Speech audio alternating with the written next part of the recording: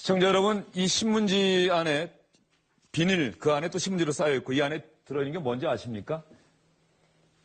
저 위 보시면 아시겠죠? 5만 원짜리 현금 다발이 이 안에 들어가 있습니다.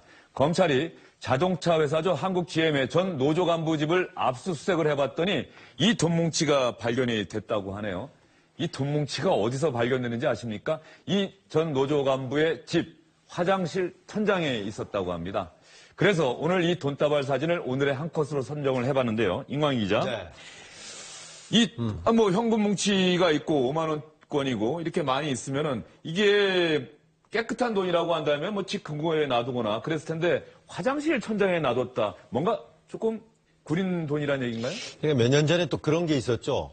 기억나실지 모르겠는데 마늘밭에서 돈 뭉치가 나오고. 그렇죠. 예, 전당포에서 나오고. 그러니까 분명히 좋지 깨끗한 돈이 아니기 때문에 어디에 숨겼겠죠. 우리도 만약에 아파트 화장실 공사하다가 갑자기 저런 돈 나오면 얼마나 반갑겠습니까? 그런데 이제 지난해 5월에 경찰이 압수수색을 했습니다. 한국 GM, 자동차 만드는 회사죠. 한국 GM의 전 노조 지부장 집을 압수수색을 했더니 이게 천장에서 4억 원이나 나왔고요. 또 트렁크에다가 우리 차 안에 노상 갖고 다니고 밖에다 세워놓은 트렁크 안에서도 현금 5천만 원이 발견됐습니다. 지금 인천지검이 이 압수수색하는 장면을 네네. 직접 찍은 화면이 나오고 있는데 그렇습니다. 지금 천장 위에 예, 화장실에서. 배관도 보이고 예. 이거 뜯어보니까 그렇게 돈이 뭉치가 나오길래 이게 뭔가 하고 꺼내보니까 5만 원권이 가득 들어있는 이게 무려 4억 원이 나오더라는 거예요. 그래서 보니까 조사를 해보니까 납품업체들한테 5억 6천만 원의 뒷돈을 받았고 하청업체 직원 3명에게 정규직 전환 채용 대가로 2,500만 원을 받은 혐의로 지금 검찰에 기소돼 있습니다. 그렇다고 한다면 납품업체로부터 뒷돈을 받고 하청업체 직원에게는 정규직 전환 대가 받았다. 이게 노조 간부는 상당히 그 노조원들을 위해서 일하고 그래서 도덕성 측면에서 깨끗해야 되는데 좀 믿기가 좀 어려운 일이네요. 그렇죠. 이제 노조가 노조 운동을 하면서 사측과 얘기할 때 항상 하는 게 그런 도덕성 아니겠습니까? 우리는 어려운 노동자를 위해서 일을 한다. 그러니 여유가 있는 사측에서 우리에게 양보를 하라. 이게 이제 기본적인 노조가 사회를 대하는 자세인데, 그러면 가장 중요한 도덕성 아니겠습니까? 완전 흠결이 없어야 되는데, 이런 사실은 어떻게 보면은 비도덕한 걸 떠나서 정말 추잡한 범죄인 거죠. 왜냐하면 비정규직 노동이 정말 어렵습니다. 그 비정규직 노동자가 정말 어려워서 정규직 채용을 하려고 하는데 거기서 돈을 받습니다. 2천만 원에서 7,500까지 받습니다. 그 정규직 노동자가 전환된다 하더라도 정말 몇 년치 연봉을 받은 겁니다. 지금 범행의 구조는 이렇게 되는데요.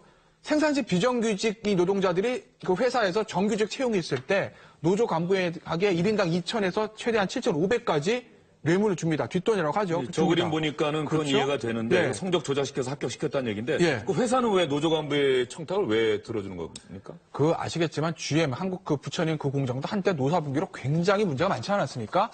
사측 입장에서 보면 노조와의 원만한 관계를 유지하는 것이 너무나 중요한 겁니다. 그러니 이번에 그 사측 그 임원들도 처벌을 받게 됐는데 이런 얘기를 하는 거죠. 노조와의 원만한 관계를 위해서 우리가 어쩔 수 없었다.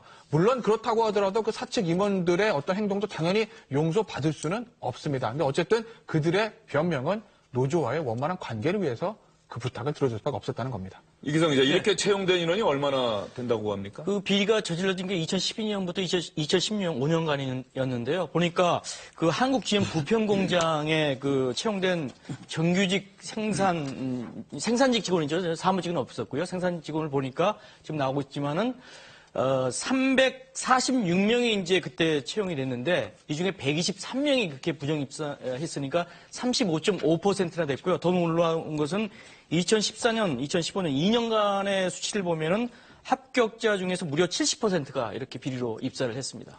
이런 얘기를 들어보면 정상적으로 열심히 공부해서 채용 시험에 응시했던 오히려 다른 수험생들은 불이익을 크게 본 셈이 되는데 그 금품 제공 후에 정규직 채용 이 부분에 대해서 한 얘기가 있습니다. 한번 들어보시죠.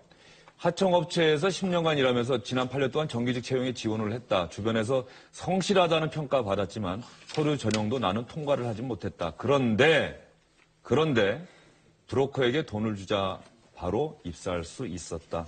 박철하 평론가님, 이런 일 있을 때마다 그래서 우리 사회에 대해서 희망을 갖다가도 이런 일 생기면은 우리가 좀 절망하게 되고 그런 거 아니겠습니까? 그렇죠. 저는 특히 학교에 있을 때 그 제자들의 취업 문제가 아주 커다란 관심사였는데요. 과연 저 친구들이 사회에 나가서 품었던 그 꿈이 온전하게 실현될 수 있을 것인가, 그런 점에서 참 안타까운 넘어서 분노할 만한 사건이라고 생각합니다.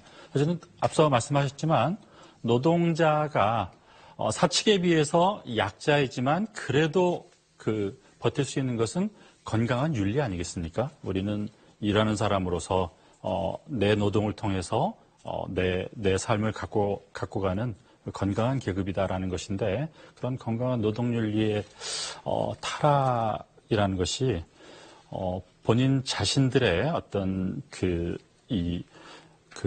계급 자체의 기반을 허무는 일이라고 저는 생각을 해요. 그리고 또 하나는 이제 후쿠야마라는 미국 그 정치 사상가가 한 얘기인데, 선진국일수록 갖고 있는 것이 트러스트, 신뢰 자본인데, 우리가 지금 쌓아가야 하는 것이 바로 그런 것 아니겠습니까? 대통령 지금 탄핵 문제며 그 삼성의 문제며 이런 많은 것들이 신뢰 없이 어떤 편법으로, 흔히 말하는 꼼수로 일이 이루어지는 것에 대한 그 사회적 분노인데, 노동자들마저 이러는가라는 그 좀 참담한 심정입니다. 저도 학교에 있을 때 사실은 대학에도 비정규직이 있거든요.